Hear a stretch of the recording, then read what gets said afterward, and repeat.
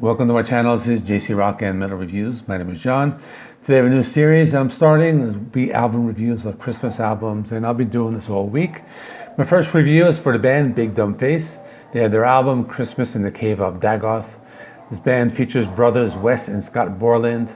Most of us know Wes Borland from the band Limp Bizkit, and this is his side project. This is only their third album. They released their debut album in 2001 called Duke Lion Fights the Terror. Followed it up like much later in 2017 with Where's Duke Lion? He's Dead. Now this album, Christmas in the Cave of Dagoth, kind of like a surprise album release, but let's talk about it.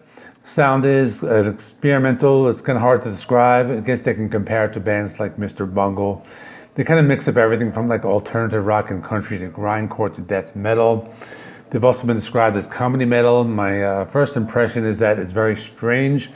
Not sure if it's something I will continue to listen to, but with that in mind, let's talk about the songs now. Album is an hour long, but basically the first 11 songs are very short, anywhere from like 30 seconds to 4 minutes.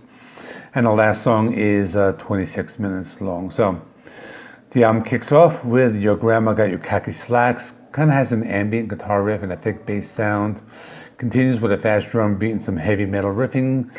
The vocals are like whispery, like death metal growls, like very like distorted. And you also hear some like type of like creature growling in the background. And also part of the song where you do hear some like new wave keyboard sound. So there's a lot going on. Next, Avoiding the Cyclops is a strange song with like a synthwave sound and like the usual death growl vocals. Has these like stop-start riffs and kind of like a weird choir singing at one point. Next song is only 30 seconds long. It's called Some People Say. Just like a weird jazzy, like acoustic rock song with like just like strumming. Next is the title track, Christmas in the Cave of Dagoth. This one's heavy, has an industrial metal sound, maybe a little similar to Ministry. You know, the vocals are the same, the death growls are heavily distorted. They kind of mix in some of those like classic rock style guitar licks, and I guess out of all these songs, this one is not that bad, and this one I might like go back to, but that's probably the only one. Next is a song called Thunder Tusk, and I do kind of like to play on like the AC/DC song title, but nothing like that. The opening riff is actually strangely reminiscent of Nookie by Limp Bizkit. Song continues in the same style with like the strange death metal vocals, a slightly industrial metal beat, and they incorporate some sound samples at one point, and that's about it.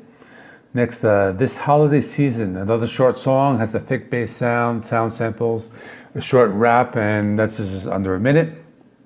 Next, The Possession of Leslie Bibb is kind of like a mix of hardcore punk, or thrash and grindcore, and I don't know what else to call it, but very heavy song with some thrashy riffs. Next is It's Christmas. This one has like a lot of noise, comes to like a full stop. Then followed by like people talking nonsense in some kind of like echo chamber, and that goes on for the rest of like the 3-minute runtime, and kind of feels like forever. This is one you should like skip it. Next, Lost in the Forest of Christmas Trees. This one's not that bad. Kind of has an industrial vibe, has some sound samples, a death metal style, kind of like a rap almost. Very fast drum beat, got some keyboard parts in there as well, and this one's actually a little catchy. Does have a repetitive chorus and some heavy riffs. Next, El Greco's Twisted Christmas. This one kind of has like a grungy sound, almost like the opening riff reminds me of like, almost like Nirvana almost, but it goes into like a Christmas rap, and they have some haunted keyboards in the background at some point, but that's about it with this song. Next is My Christmas Heart. It's another short song, kind of sounds like Elvis singing, playing a ukulele, and I guess that's all, just about 1 minute and 23 seconds in this one.